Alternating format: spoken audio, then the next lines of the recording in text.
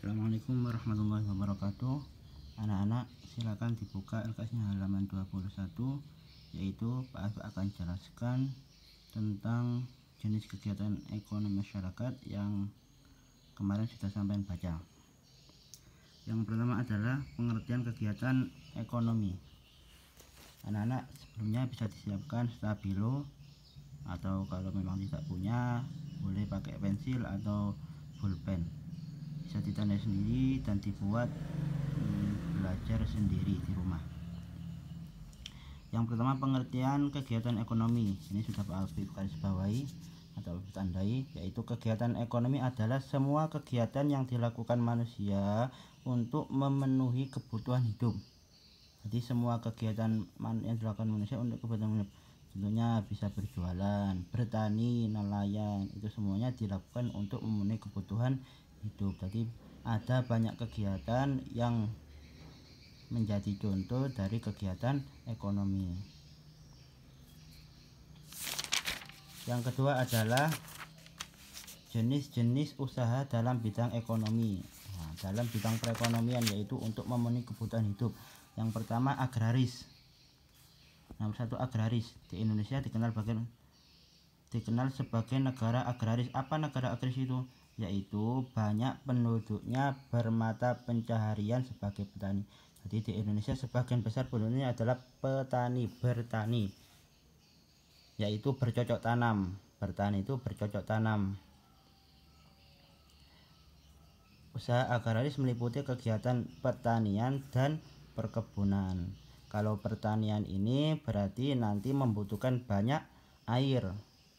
Kalau perkebunan tidak banyak membutuhkan banyak air. Itu bedanya pertanian dan perkebunan.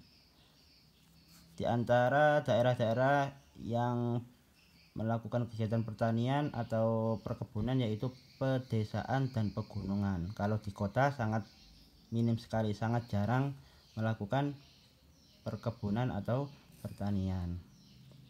Yang adanya di pedesaan dan pegunungan. Lalu sebagai upaya untuk meningkatkan hasil pertanian, ada banyak cara yang dapat dilakukan, diantaranya intensifikasi, ekstensifikasi, diversifikasi, rehabilitasi, dan mekanisasi. Jelaskan satu-satu. Kalau intensifikasi itu adalah untuk meningkatkan hasil pertanian tanpa memperluas lahan.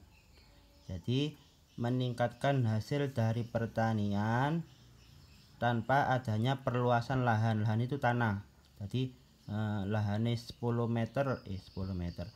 Lahannya 1 hektar.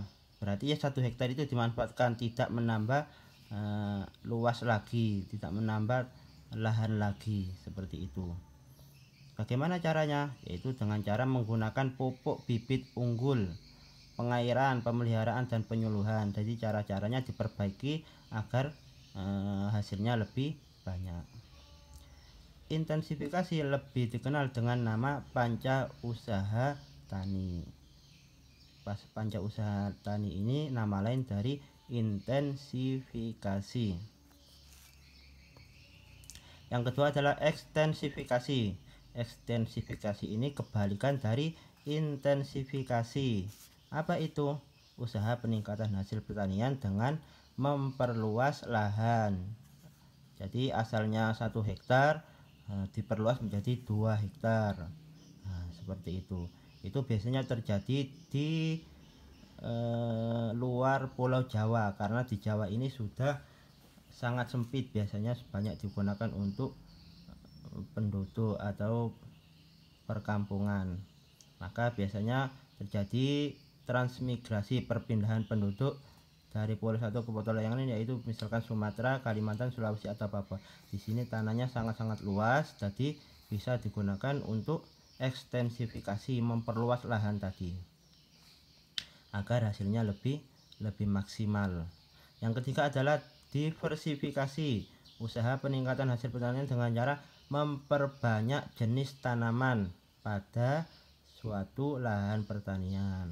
Contohnya misalkan 1 kebun itu diisi dengan pohon singkong, tanaman singkong. Nah, selain singkong bisa ditumbuhi dengan jagung seperti campur-campur. Itu. Di sini contohnya di sini tanaman adalah sistem tumpang sari, tanaman beberapa jenis tanaman secara bersamaan pada lahan yang sama. Contoh lagi misalkan satu kebun diisi dengan jagung. Nah, jagung maka di samping-sampingnya ini bisa diisi dengan pisang. Nah, itu namanya diversifikasi. Jadi dalam satu lahan ada beberapa tanaman. Ini namanya diversifikasi. Yang keempat adalah rehabilitasi, untuk meningkatkan hasil tanaman dengan cara memperbarui cara pertanian. Jadi cara-caranya semakin maju. Contohnya biasanya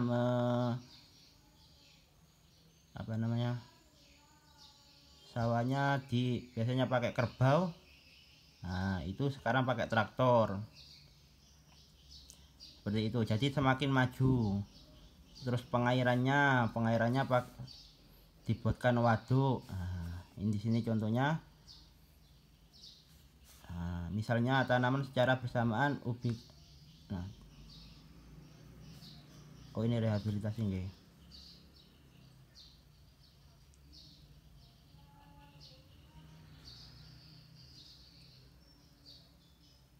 Upaya yaitu memperbarui cara-cara tanam atau mengganti tanaman tidak produktif. Upaya-upaya ini misalnya memperbaiki sawah tada hujan menjadi sawah irigasi.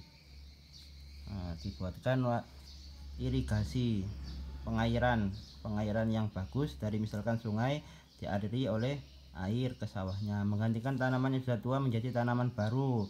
Tanaman tua yang sudah tidak berfungsi, tidak berkembang lagi, diganti tanaman yang lebih berkembang. Jadi tanaman-tanaman bisa diperbarui, itu namanya rehabilitasi. Yang kelima adalah mekanisasi pertanian.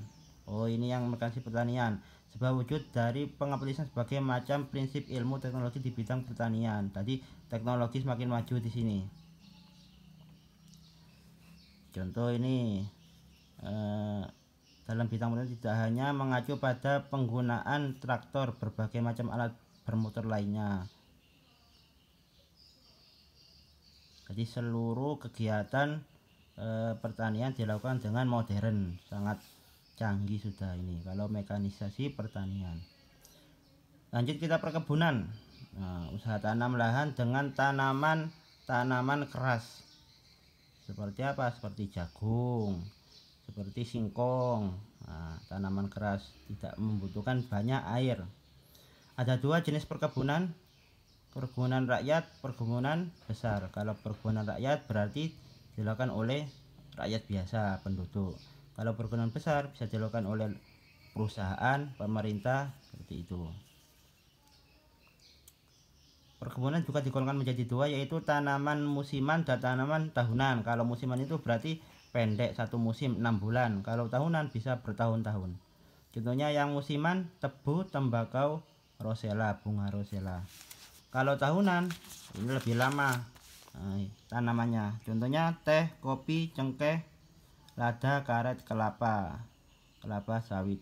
Nah, ini sampai bertahun-tahun. Kira-kira ini jarang ya di sini ya, perkebunan. Ini biasanya ada di pegunungan. Kita lanjut ke peternakan. Nah, peternakan ini berarti berisi hewan, memanfaatkan sumber daya hewan. Peternakan adalah kegiatan usaha budidaya hewan yang diambil hasilnya. Bisa rupa daging, telur, susu, kulitnya maupun bulunya. Itu peternakan. Dibagi menjadi 3. Apa saja itu? Yang pertama hewan kecil, kelinci, kambing, domba, dan biri-biri. Kedua, peternakan hewan besar, berarti yang lebih besar, sapi, kerbau, kuda. Yang terakhir adalah unggas, peternakan unggas, yaitu yang bersayap, ayam, itik, burung, puyuh. Itu adalah peternakan, bisa diambil telur, susu, daging, dan lain-lainnya. Kegiatan peternakan dapat dilakukan dalam skala kecil dan skala besar. Kalau skala kecil berarti nanti warga sendiri atau penduduk secara sendiri-sendiri. Kalau besar berarti nanti perusahaan atau pemerintah bisa diekspor. Ekspor itu berarti dijual ke luar negeri, itu ekspor. Yang ketiga adalah perikanan. Nah, kalau di Mengari itu pastinya yang paling terkenal adalah perikanan, karena banyak menghasilkan ikan dekat dengan laut. Yang pertama adalah macam-macamnya dari perikanan, perikanan darat dan perikanan air laut. Nah, kalau Mengari ini bisa dua nggih. Perikanan darat yaitu usaha memelihara dan menangkap ikan di perairan darat. Nah, contohnya ada di sungai, danau, rawa, waduk, bendungan, empang, sawah, dan kolam. Nah, ini banyak di Mengari tambak-tambak itu merupakan perairan darat. Biasanya airnya itu tawar atau payau. Payau itu tidak terlalu asin juga tidak terlalu tawar. Payau. Ikannya biasanya lele, nila, mujair, gurami, dan mas. Perikanan air payau dilakukan di tambak di pinggir pantai. Jenis ikan yang dibudidayakan adalah ikan bandeng. Ini Mengari, asli Mengari, Bandeng. Yang kedua adalah perikanan air laut. Nah, berarti sampean di laut, mencari ikan di laut, yaitu bisa nelayan, memancing atau menjaring di laut. Hasilnya yaitu udang, kerang, rumput laut, mutiara, dan garam. Itu di laut. Nah, yang keempat, kehutanan. Kehutanan berarti yang berhubungan dengan hutan, yaitu adalah kayu. Nah, kayu apa saja itu? Banyak kayu nggih. Kayu jati, kayu mahoni. Nah, itu berarti yang ada di hutan. Kalau di Jawa sendiri itu sudah jarang hutannya. Tidak bisa dibudidayakan hutan yang bisa diambil kayunya, sangat jarang. Yang banyak yaitu di Kalimantan, Sumatera, Papua. Ada banyak hutan yang bisa menghasilkan kayu. Kalau di Jawa ini cuma mengolahnya. Jadi kayu-kayu yang ada di Kalimantan, di Sumatera, Papua dibawa ke Indonesia karena alat-alatnya sudah canggih, diolah di Jawa. Di sana tidak mampu untuk mengolah kayu-kayu besar itu.